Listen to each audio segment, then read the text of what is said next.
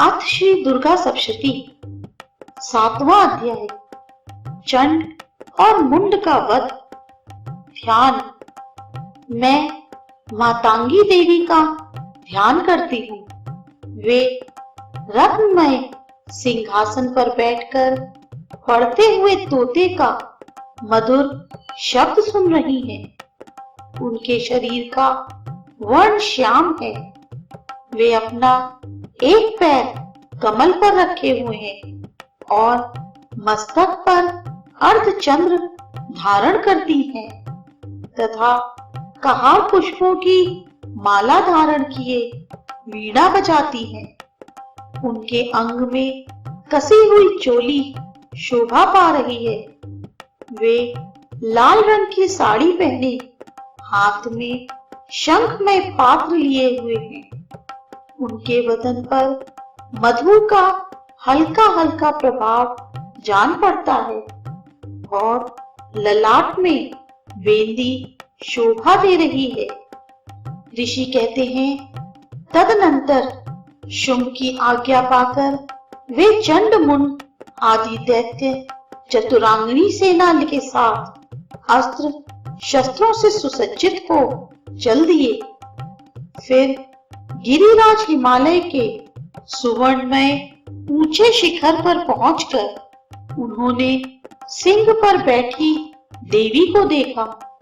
वे मंद मंद मुस्कुरा रही थी। उन्हें देखकर दैत्य लोग तत्परता से पकड़ने का उद्योग करने लगे। किसी ने धनुष तान लिया, किसी ने तलवार संभाली और कुछ लोग देवी के पास आकर खड़े हो गए। तब अंबिका ने उन शत्रुओं के प्रति बड़ा क्रोध किया।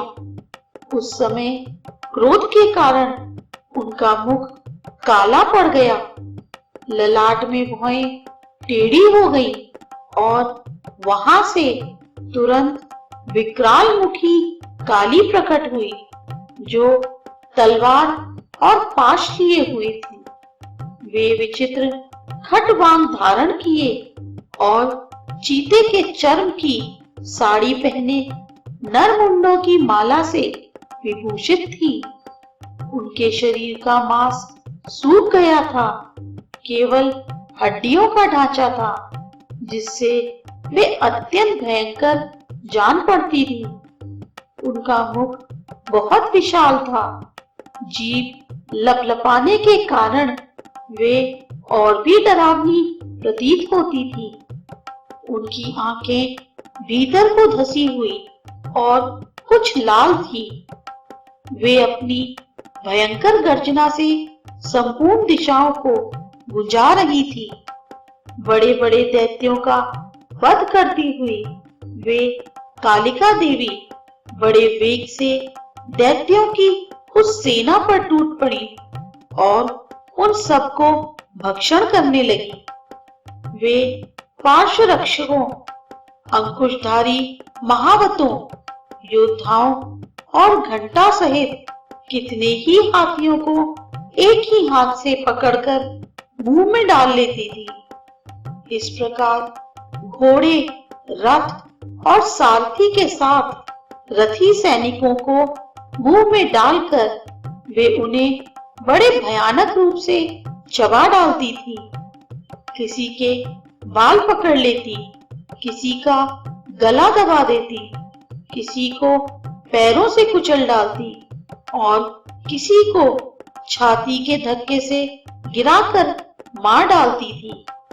वे असुरों के छोड़े हुए बड़े बड़े अस्त्र शस्त्र मुंह से पकड़ लेती और रोष में भरकर उनको दांतों से पीस डालती थी।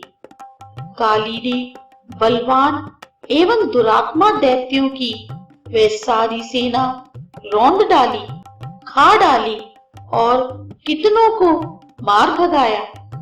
कोई तलवार के घाट उतारे गए, कोई खटवांग से पीटे गए और कितने ही असुर दांतों के अग्रभाग से कुचले जाकर मृत्यु को प्राप्त हुए।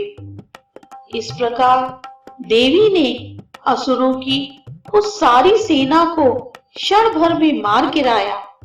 यह देख चंड उन अत्यंत भयानक काली देवी की ओर दौड़ा तथा महादैत्य मुंड ने भी अत्यंत भयंकर बाणों की वर्षा से तथा हजारों बाण चलाए हुए चक्रों से उन भयंकर नेत्रों वाली देवी को आच्छादित कर दिया। वे अनेकों चक्र देवी के मुख में समाते हुए ऐसे जान पड़े मानो सूर्य के बहुतेरे मंडल बादलों के उदर में प्रवेश कर रहे हो। तब भयंकर गर्जना करने वाली काली ने अत्यंत रोष में भरकर विकट अट्टहास किया। उस समय उनके विकराल बदन के भीतर कठिनता से देखे जा सकने वाले दांतों की प्रभा से वे अत्यंत उज्जवल दिखाई देती थी। देवी ने बहुत बड़ी तलवार हाथ में ले हुम का उच्चारण करके चंड पर धावा किया और उसके केश पकड़कर उसी तलवार से उसका मस्तक काट डाला। चंड को मारा गया देखकर मुंड भी देवी की ओर दौड़ा। तब देवी ने रोष में भरकर उसे भी तलवार से घायल करके धरती पर सुला दिया। महापराक्रमी चंड और मुंड को मारा गया देख मरने से बची हुई बाकी सेना भय से व्याकुल हो चारों ओर भाग गई। तदनंतर काली ने चंड और मुंड का मस्तक हाथों में ले चंडिका के पास जाकर प्रचंड अट्टहास करते हुए कहा, देवी, मैंने चंड और मुंड नामक इन दो महापशुओं को तुम्हें भेंट किया है। अब युद्ध यज्ञ में तुम शुंभ और निशुंभ का स्वयं ही वध करना। ऋषि कहते हैं, वहां लाए हुए उन चंड मुंड नामक महादैत्यों को देखकर कल्याणमयी चंडी ने काली से मधुर वाणी में कहा, देवी, तुम चंड और मुंड को लेकर मेरे पास आई हो, इसलिए संसार में चामुंडा के नाम से तुम्हारी ख्याति होगी।